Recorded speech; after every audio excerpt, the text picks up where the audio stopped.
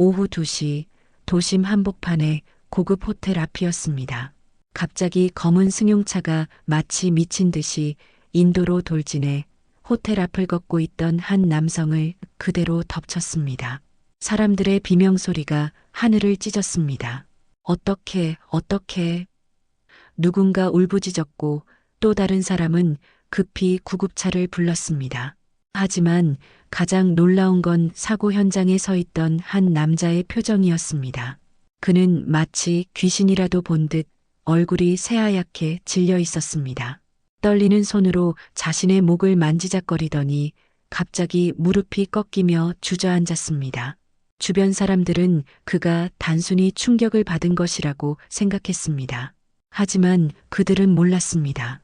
이 남자가 왜 이렇게 절망에 빠져 있는지를. 경찰이 도착했습니다. 첫 번째로 한 질문이 이상했습니다. 혹시 파란 넥타이를 맨 사람 보셨나요? 목격자들은 고개를 끄덕였습니다. 네, 사고 당한 분이 파란 넥타이를 메고 있었어요. 그 순간 털썩 주저앉아 있던 남자의 어깨가 더욱 심하게 떨렸습니다. 사람들은 알지 못했습니다. 그가 평소 매일같이 파란 넥타이를 메고 다닌다는 사실을.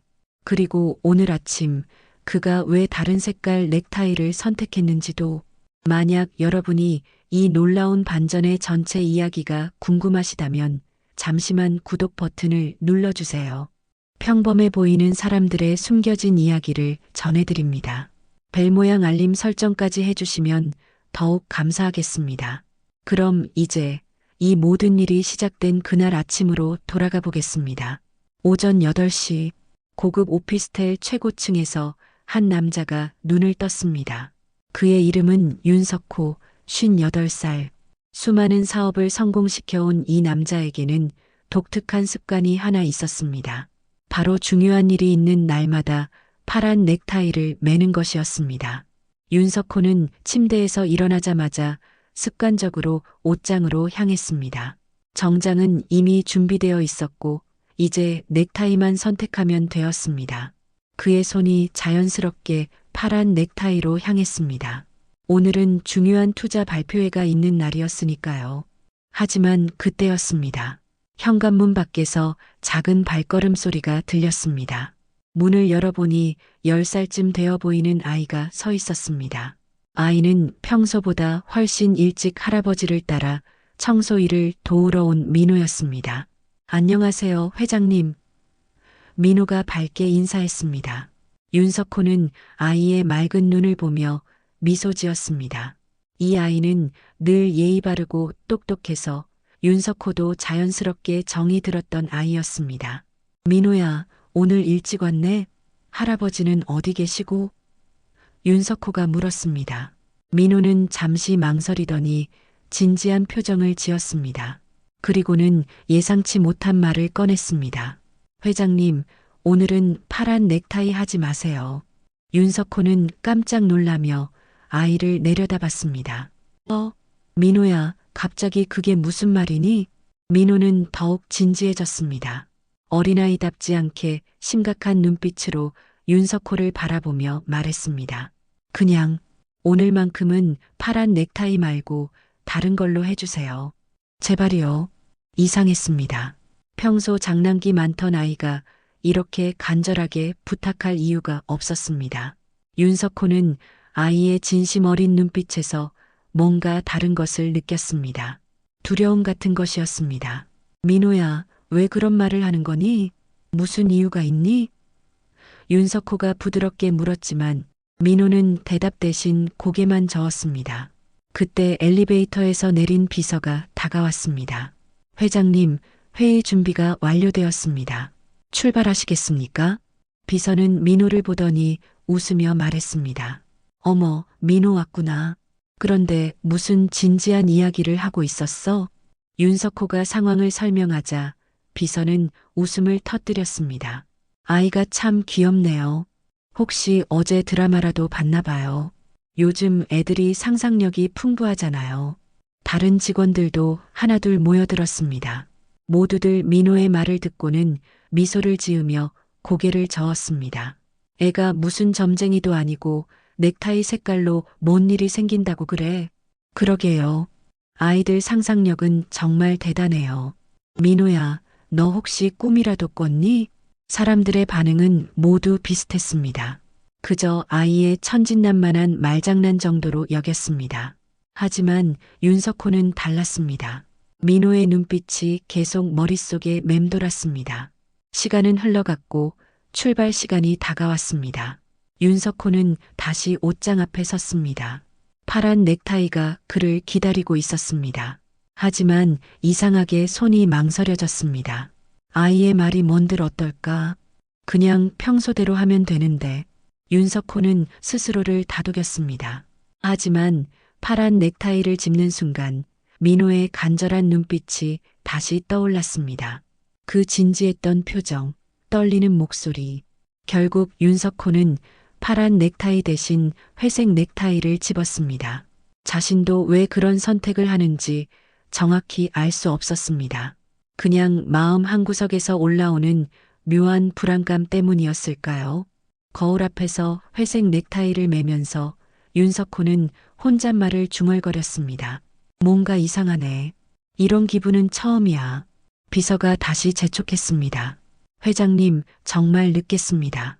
윤석호는 마지막으로 옷차림을 점검하고 집을 나섰습니다. 엘리베이터에서 내려오는 동안에도 계속 목 부근이 어색했습니다. 수십 년간 중요한 날마다 파란 넥타이를 매왔는데 오늘은 처음으로 다른 선택을 한 것입니다. 차량에 올라타면서도 윤석호는 계속 생각했습니다. 과연 내가 옳은 선택을 한 걸까? 아니면 그냥 아이의 말에 너무 휘둘린 걸까? 하지만 그는 아직 몰랐습니다. 자신이 방금 내린 결정이 얼마나 중요한 선택이었는지를, 그리고 몇 시간 후 그 선택이 자신의 목숨을 구하게 될 것이라는 사실도. 차량이 도심 한복판을 지나가는 동안 윤석호는 계속 목 부근을 만지작거렸습니다. 회색 넥타이가 영 어색했습니다. 마치 다른 사람의 옷을 입은 것처럼 자꾸 신경이 쓰였습니다. 비서가 뒤를 돌아보며 말했습니다. 회장님, 오늘 넥타이가 평소와 다르시네요. 특별한 이유라도 있으세요? 윤석호는 잠시 망설이다가 대답했습니다. 아니야, 그냥 기분 전환이야. 하지만 속으로는 여전히 민호의 말이 맴돌고 있었습니다. 왜 그 아이가 그런 말을 했을까? 호텔에 도착하기 10분 전쯤이었습니다. 윤석호는 갑자기 가슴이 두근거리기 시작했습니다. 별다른 이유도 없이 불안감이 밀려왔습니다. 손바닥에 땀이 나고 숨이 조금씩 가빠졌습니다. 회장님, 괜찮으세요? 얼굴이 좀 안 좋아 보이시는데. 비서가 걱정스럽게 물었습니다. 윤석호는 고개를 저었습니다. 괜찮아. 그냥 좀 피곤한 것 같아. 하지만 이런 기분은 처음이었습니다. 수많은 중요한 발표를 해왔지만 이상하게 오늘은 뭔가 다른 느낌이었습니다. 차창 밖으로 보이는 풍경도 평소와 다르게 느껴졌습니다. 사람들이 분주하게 걸어가는 모습, 신호등의 빨간불, 건물들 사이로 보이는 하늘까지 모든 게 어딘지 모르게 음산해 보였습니다. 이상하다. 내가 왜 이런 생각을 하고 있지? 윤석호는 스스로를 다독이려 했습니다. 하지만 민호의 진지했던 표정이 자꾸만 떠올랐습니다. 그 아이는 분명 뭔가 알고 있었습니다. 하지만 무엇을? 비서가 스케줄을 확인하며 말했습니다. 투자 발표회는 오후 2시 정각에 시작됩니다. 참석자들은 이미 대부분 도착했다고 합니다. 알겠어. 윤석호는 짧게 대답했지만 여전히 마음이 편치 않았습니다. 이런 기분으로 발표를 할 수 있을까 하는 걱정까지 들었습니다. 그때 핸드폰이 울렸습니다. 모르는 번호였습니다. 윤석호는 잠시 망설이다가 전화를 받았습니다. 여보세요? 회장님이신가요? 낯선 남성의 목소리였습니다. 네, 그런데 누구시죠? 아, 저는 그냥 한 가지만 여쭤보고 싶어서 전화드렸습니다. 혹시 오늘 파란 넥타이 매고 계신가요? 윤석호는 깜짝 놀랐습니다. 아침에 민호가 한 말과 똑같은 내용이었습니다. 누구신지 먼저 밝히시죠. 하지만 상대방은 대답 대신 전화를 끊어버렸습니다. 윤석호는 핸드폰을 들여다보며 더욱 혼란에 빠졌습니다. 비서가 궁금해하며 물었습니다. 누구였어요? 모르겠어. 이상한 사람이었어.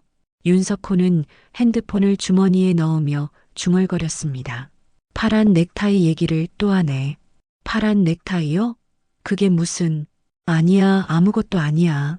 윤석호는 손을 저었지만 속으로는 점점 더 불안해지고 있었습니다. 드디어 호텔 앞에 도착했습니다.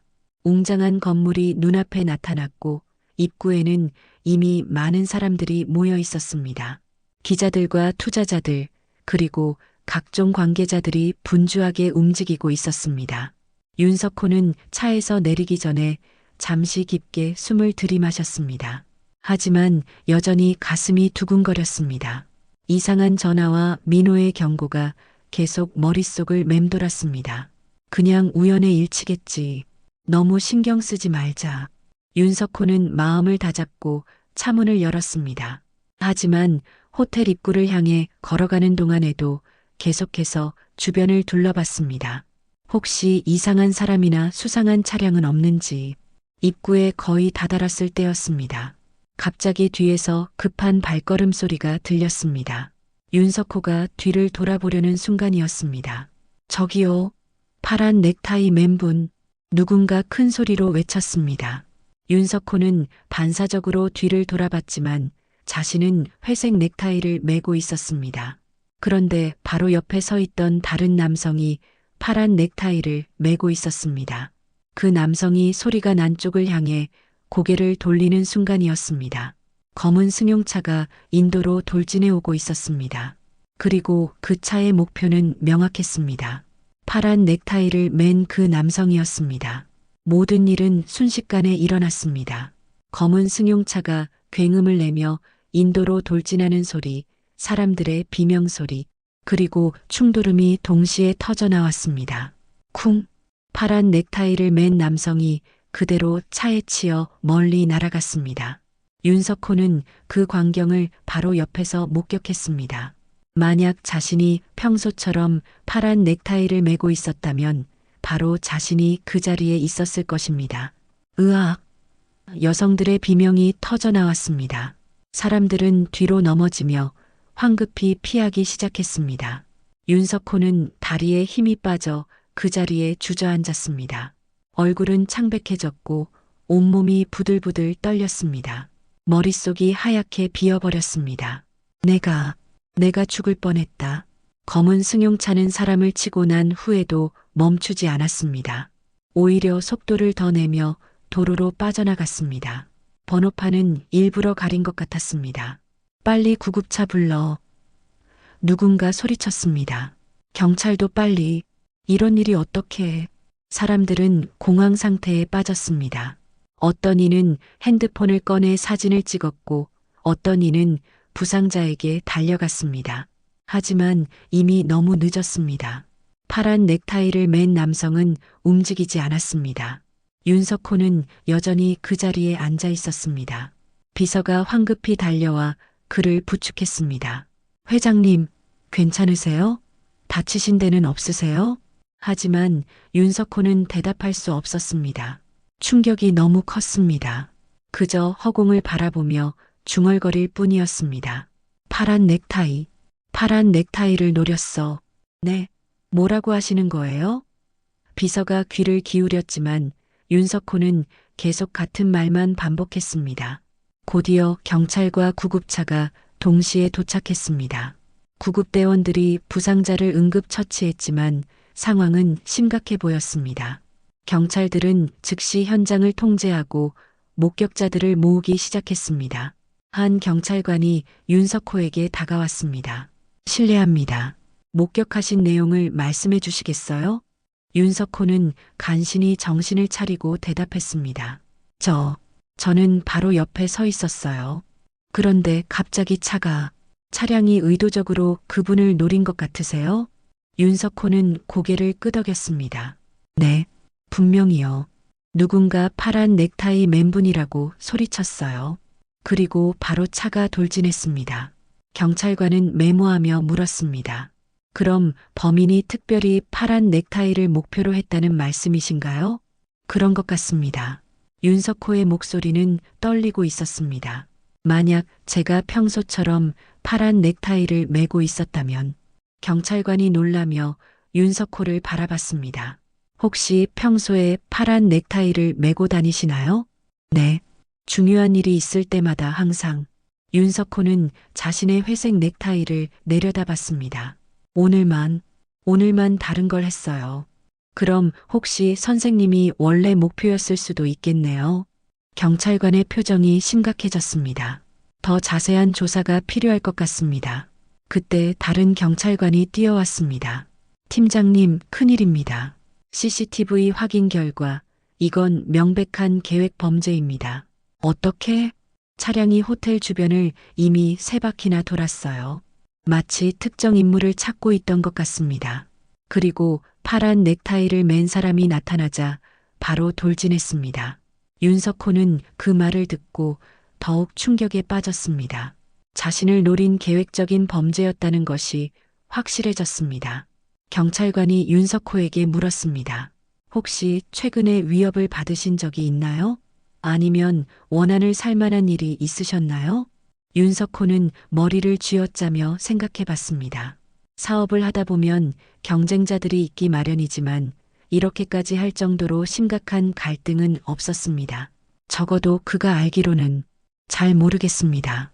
특별히 심각한 갈등은 없었는데요.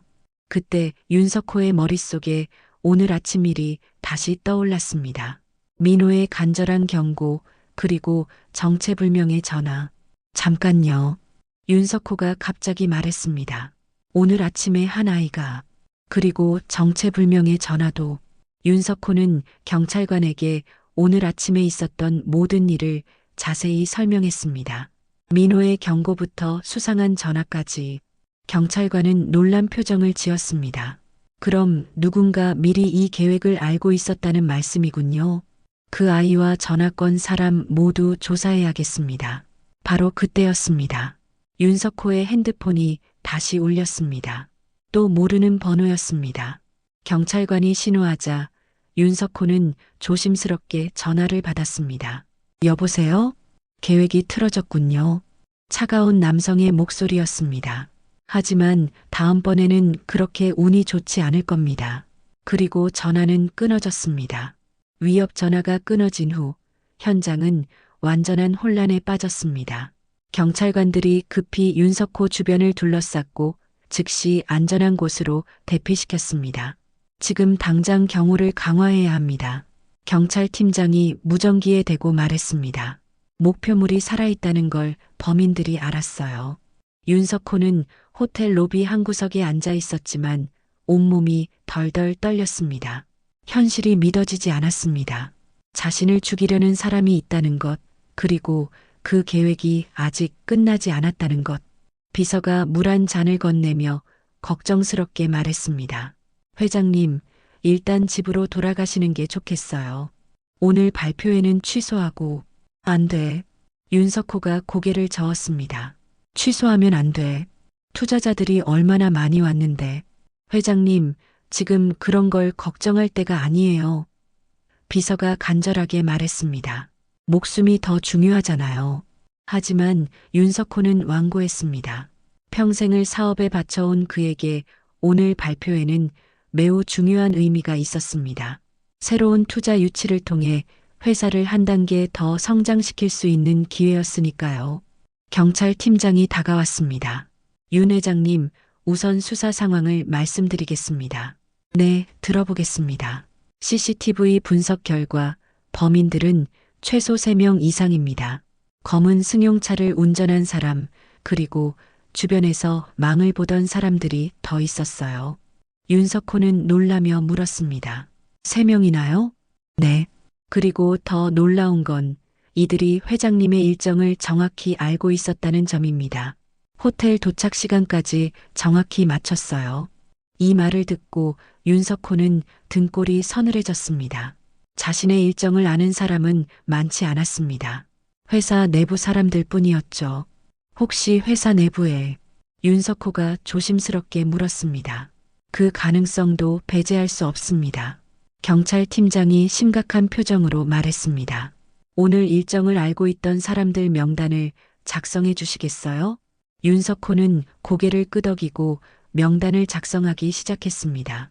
비서, 운전기사, 몇몇 임원들. 하지만 그 누구도 자신을 해칠 이유가 없어 보였습니다.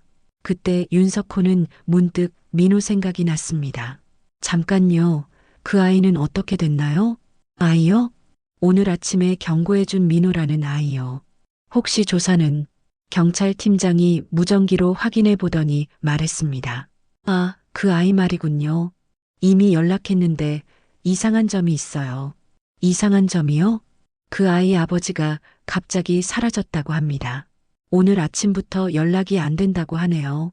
윤석호는 가슴이 철렁했습니다. 민호의 아버지가 사라졌다는 것은 뭔가 심상치 않은 일이 벌어지고 있다는 뜻이었습니다. 그럼 혹시 그 아버지가? 윤석호가 말을 잇지 못했습니다. 아직 확실하지 않지만 그분이 뭔가를 목격했을 가능성이 높습니다. 경찰팀장이 말했습니다. 그래서 아이를 통해 간접적으로 경고를 한 것 같고요. 바로 그때 호텔 입구 쪽에서 소란이 일었습니다. 기자들이 몰려들고 있었습니다. 윤석호 회장, 테러 공격에 대해 한 말씀 해주세요. 회사와 관련된 건가요? 누가 회장님을 노리는 건가요? 기자들의 질문이 쏟아졌지만 경찰들이 막아섰습니다. 하지만 이미 사건이 외부에 알려진 상황이었습니다. 윤석호는 한숨을 깊게 쉬었습니다. 이제 숨을 곳도 없어진 상황이었습니다. 언론에 노출되면 범인들도 자신의 움직임을 더 쉽게 파악할 수 있을 테니까요. 회장님, 정말 집으로 가시는 게 비서가 다시 권했습니다. 하지만 윤석호는 여전히 고집을 부렸습니다. 아니야. 발표회는 해야 해. 이렇게 도망치면 범인들 뜻대로 되는 거잖아. 경찰팀장이 걱정스럽게 말했습니다. 회장님, 너무 위험합니다. 범인들이 포기하지 않을 게 확실해요. 그럼 경호를 더 강화하면 되잖아요. 윤석호가 단호하게 말했습니다. 저는 절대 굴복하지 않겠어요. 이때 윤석호 자신도 몰랐습니다. 자신이 이렇게 완고하게 버티는 것이 단순한 고집이 아니라 오랜 세월 쌓아온 어떤 특별한 경험 때문이라는 것을. 하지만 그것은 아직 아무도 모르는 비밀이었습니다. 경찰팀장은 고민하다가 결국 무전기를 들었습니다. 본부에 경호 인력 추가 요청드립니다. 그리고 호텔 전체 보안을 재점검해 주세요. 윤석호는 창밖을 바라보며 생각했습니다. 과연 누가 나를 노리는 걸까? 그리고 민호 아버지는 무사할까? 하지만 그는 아직 몰랐습니다. 진짜 충격적인 진실은 이제부터 시작이라는 것을, 그리고 자신을 구해준 민호와 그 아버지에게는 상상도 못한 비밀이 숨겨져 있다는 것을. 경호가 강화된 가운데 윤석호는 결국 발표회를 강행하기로 했습니다. 호텔 컨퍼런스룸에는 투자자들과 기자들이 가득 모여 있었습니다. 하지만 오전의 테러 사건 때문에 분위기는 어수선했습니다. 윤석호가 연단에 올라서자 웅성거리던 소리가 잦아들었습니다. 그는 깊게 숨을 들이마시고 말을 시작했습니다. 여러분, 먼저 오늘 있었던 불행한 사건에 대해 깊은 유감을 표합니다. 그런데 이상한 일이 일어났습니다. 윤석호가 말을 하는 동안 청중들의 표정이 점점 변하기 시작했습니다. 처음에는 동정적이던 시선이 어느새 집중으로 바뀌었습니다. 하지만 저는 굴복하지 않겠습니다. 오늘의 발표회를 통해 여러분께 새로운 비전을 제시하고자 합니다. 윤석호의 목소리에는 특별한 힘이 있었습니다. 마치 수십 년간 단련된 카리스마가 자연스럽게 흘러나오는 것 같았습니다. 청중들은 서서히 그의 말에 빠져들고 있었습니다. 한 투자자가 옆 사람에게 속삭였습니다. 뭔가 다르지 않아? 평소와 느낌이. 그러게, 왠지 더 강렬해진 것 같은데? 윤석호는 계속해서 자신의 사업 계획을 설명했습니다. 하지만 그의 설명 방식에는 뭔가 특별한 것이 있었습니다. 복잡한 숫자와 그래프를 마치 이야기를 들려주듯 쉽고 재미있게 풀어냈습니다. 여러분, 숫자라는 건 그냥 숫자가 아닙니다. 그 속에는 사람들의 꿈과 희망이 들어있어요. 청중 중 한 명이 중얼거렸습니다. 저 사람이 정말 그냥 사업가일까? 뭔가 달라 보이는데. 발표가 진행될수록 분위기는 완전히 바뀌었습니다. 처음에는 테러 사건 때문에 걱정스러워하던 투자자들이 이제는 윤석호의 말 한마디 한마디에 집중하고 있었습니다. 그때 회의실 뒤쪽에서 한 남자가 조용히 들어왔습니다. 평범해 보이는 중년 남성이었지만 윤석호를 바라보는 그의 눈빛은 예사롭지 않았습니다. 윤석호가 발표를 마치고 질의응답 시간이 되었습니다. 여러 질문들이 쏟아졌지만 그는 모든 질문에 명쾌하게 답변했습니다. 마치 이미 모든 상황을 예상하고 있었던 것처럼. 회장님, 혹시 오늘과 같은 위험한 상황에서도 사업을 계속할 자신이 있으신가요? 한 기자가 물었습니다. 윤석호는 잠시 미소를 지었습니다. 그런데 그 미소에는 뭔가 특별한 것이 있었습니다. 마치 이런 상황에 익숙해 보이는 여유로움이었습니다. 위험이라는 건 언제나 존재합니다. 중요한 건 그 위험을 어떻게 관리하느냐죠. 청중들은 그의 대답에 박수를 보냈습니다. 하지만 뒤쪽에 앉아있던 남자는 박수를 치지 않았습니다. 대신 윤석호를 더욱 집중해서 바라보고 있었습니다. 발표회가 끝나자 많은 투자자들이 윤석호에게 몰려들었습니다. 모두들 투자 의사를 밝혔고 어떤 이는 개별 미팅을 요청했습니다. 회장님, 정말 인상적인 발표였습니다. 이런 위기 상황에서도 이렇게 침착하시다니 뭔가 다른 경험이 있으셨던 건 아닌가요? 마지막 질문에 윤석호는 잠시 멈칫했습니다. 하지만 곧 웃으며 대답했습니다. 그냥 오랫동안 사업을 해온 경험이죠. 그런데 바로 그때였습니다. 뒤에서 지켜보던 남자가 윤석호에게 다가왔습니다. 실례합니다. 잠시 말씀 좀 나눌 수 있을까요?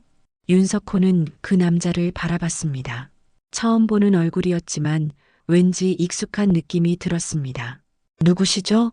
남자는 조심스럽게 말했습니다. 저는 민호 아버지의 동료입니다.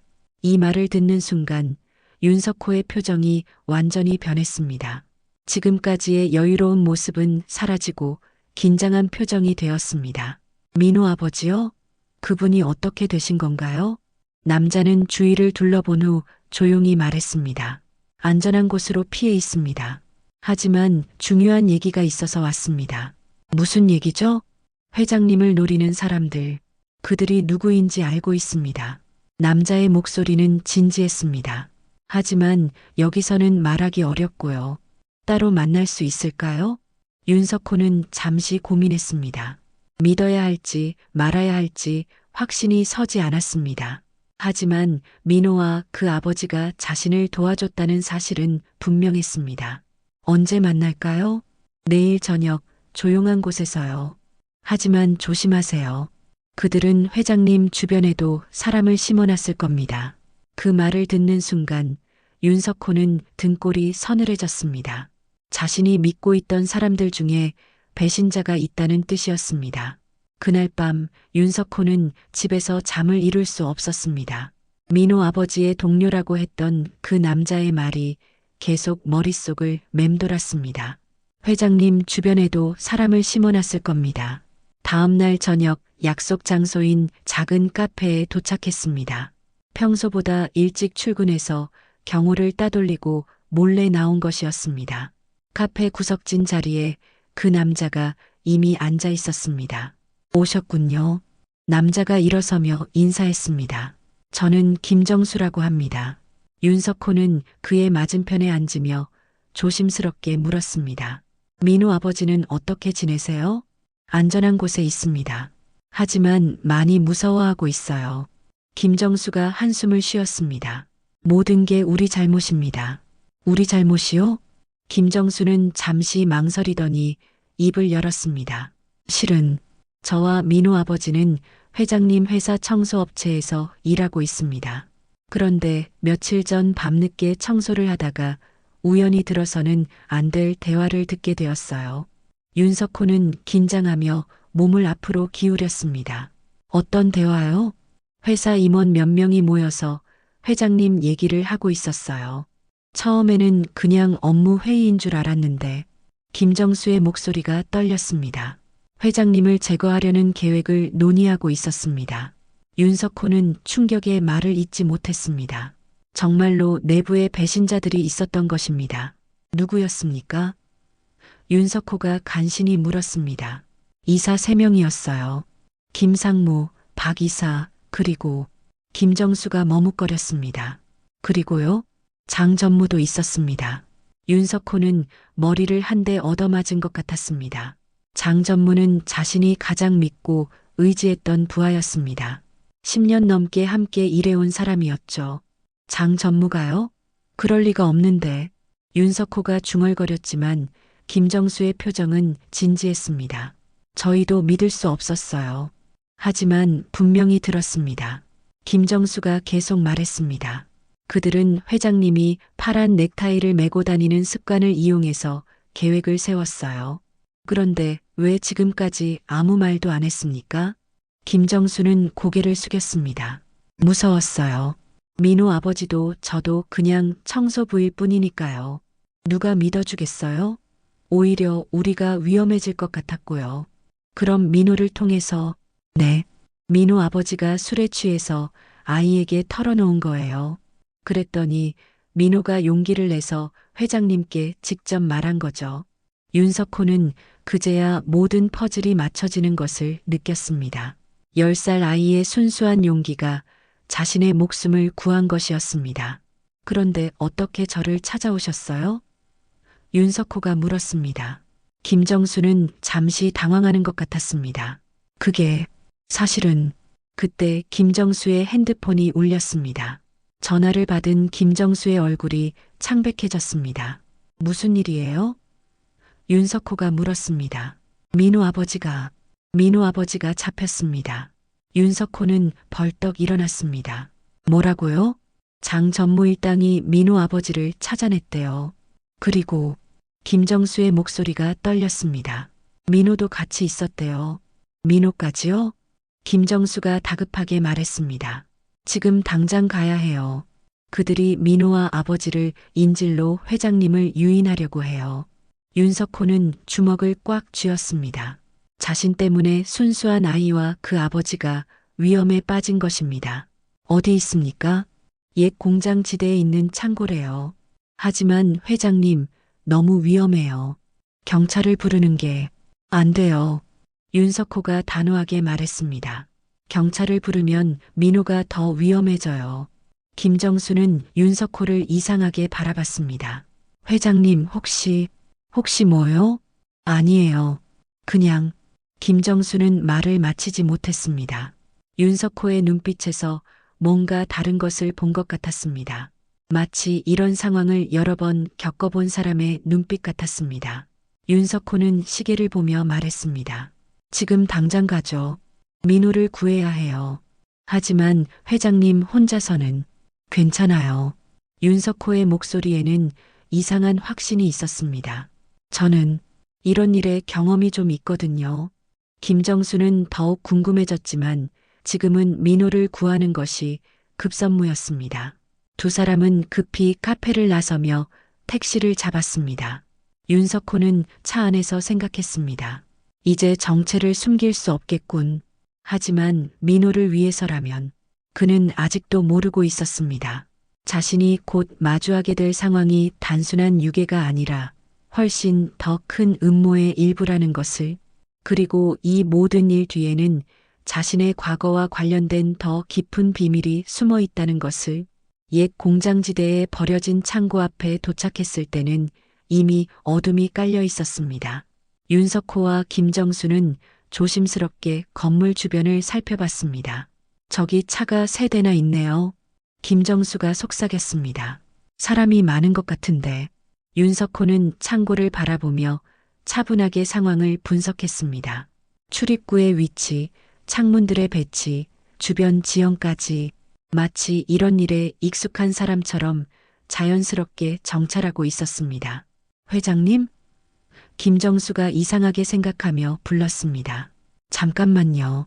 윤석호가 손짓하며 귀를 기울였습니다. 창고 안에서 목소리가 들려왔습니다. 이제 곧 윤석호가 올 거야. 그럼 모든 게 끝나는 거지. 장 전무의 목소리였습니다. 윤석호는 주먹을 꽉 쥐었지만 감정을 억눌렀습니다. 하지만 정말 올까요? 자기 목숨이 소중할 텐데. 다른 남자의 목소리였습니다. 올 거야. 그 사람 성격 알잖아. 특히 아이가 위험에 빠지면 절대 모른 척하지 못해. 장 전무가 웃으며 말했습니다. 그게 바로 윤석호의 약점이거든. 김정수는 윤석호를 바라보며 속삭였습니다. 회장님, 함정인 것 같아요. 정말 경찰을. 안 돼요. 윤석호가 단호하게 말했습니다. 민호가 다칠 수도 있어요. 그때 창고 안에서 아이의 울음소리가 들려왔습니다. 민호였습니다. 아빠, 무서워요.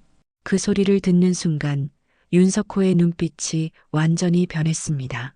김정수는 깜짝 놀랐습니다.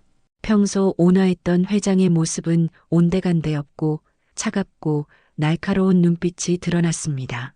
김정수 씨, 여기서 기다리세요. 네, 하지만 경찰에 신고해 주세요. 정확히 10분 후에요. 그 전에는 절대 안 됩니다. 윤석호는 주머니에서 뭔가를 꺼냈습니다. 김정수는 눈을 크게 떴습니다. 그것은 권총이었습니다. 회장님, 그건 어떻게 설명할 시간이 없어요. 윤석호가 총을 점검하며 말했습니다.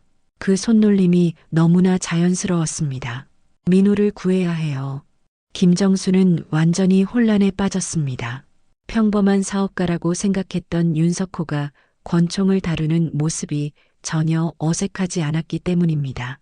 윤석호는 창고 뒤편으로 몸을 숨기며 이동했습니다. 발소리 하나 내지 않고 조용히 움직이는 모습은 마치 훈련받은 전문가 같았습니다. 창고 뒤편 창문을 통해 안을 들여다봤습니다. 민호와 그 아버지가 의자에 묶여 있었고 장 전무를 포함한 4명의 남자들이 주변을 지키고 있었습니다. 시간이 너무 오래 걸리는데? 한 남자가 불평했습니다. 조금만 더 기다려봐. 분명히 올 거야. 장 전무가 시계를 보며 말했습니다. 바로 그때였습니다. 창고의 전등이 갑자기 꺼졌습니다. 정전이 된 것입니다. 뭐야? 왜 전기가? 누가 전기를 끄는 거야? 남자들이 당황하는 사이 윤석호는 창문을 통해 창고 안으로 들어왔습니다. 어둠 속에서 그의 움직임은 고양이처럼 조용하고 빨랐습니다. 첫 번째 남자가 휴대폰 불빛을 켜려는 순간 윤석호의 손이 그의 목을 쳤습니다. 남자는 소리도 내지 못하고 쓰러졌습니다. 뭐야? 누가? 두 번째 남자도 마찬가지였습니다. 윤석호의 손에 당해 바닥에 쓰러졌습니다. 장 전무가 소리쳤습니다. 윤석호, 나온 거 알고 있어. 맞습니다. 윤석호의 차분한 목소리가 어둠 속에서 들려왔습니다. 하지만 당신이 생각하는 것과는 좀 다를 거예요. 무슨 소리야? 갑자기 비상등이 켜졌습니다. 장 전무는 깜짝 놀랐습니다. 윤석호가 이미 민호 옆에 서 있었기 때문입니다. 그리고 그의 손에는 권총이 들려 있었습니다. 회장님, 민호가 울먹이며 소리쳤습니다. 괜찮아, 민호야. 이제 안전해. 윤석호가 아이를 달래며 밧줄을 풀어주었습니다. 장 전무는 믿을 수 없다는 표정으로 윤석호를 바라봤습니다. 당신이 어떻게 궁금하시죠? 윤석호가 민호 아버지의 밧줄도 풀어주며 말했습니다. 사실 저는 단순한 사업가가 아닙니다. 장 전무의 얼굴이 창백해졌습니다. 저는 15년 전까지 국정원 요원이었습니다. 윤석호가 차분히 말했습니다. 위험한 임무들을 수행했죠. 하지만 은퇴 후에는 평범하게 살고 싶어서 사업을 시작한 것뿐입니다. 이 말을 듣고 모든 사람들이 충격에 빠졌습니다.